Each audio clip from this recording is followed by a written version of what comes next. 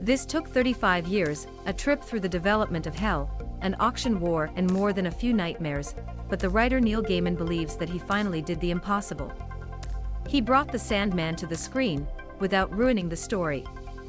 The comic strip, which he described for the first time in 1987, experienced an original race through DC Comics from 1989 to 1996. Among those who have read it, The Sandman has since won a cult like one of the works of the most influential and creative literature to come out of the world of comics.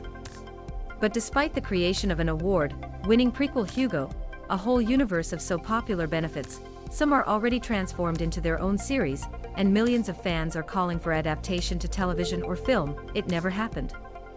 In an interview with CBC, said creator Neil Gaiman, "It was simply not possible to bring this story to screens."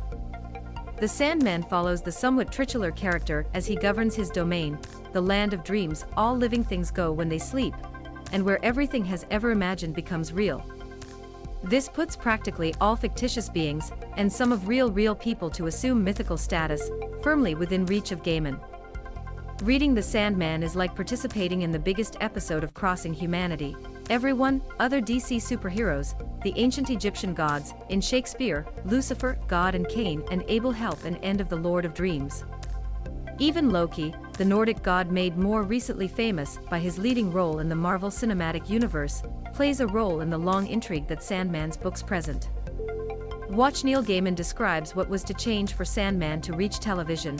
Neil Gaiman describes what needs to change so that Sandman reaches the duration of television. 140 The creator of Sandman, Neil Gaiman. The way we make and consume the media had to change.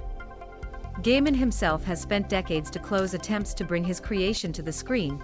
There was too much for a traditional film or television program. With the genre between horror and fantasy, the fantastic visuals produced by some of the most influential artists in the medium, and a philosophical theme covers, for 30 years, it turned out to be too difficult for a writer to attack. And when they tried anyway, all that is going on is that you break your heart while trying to understand how to create an intrigue that will actually be Sandman, he said. It is only in the way we do and look.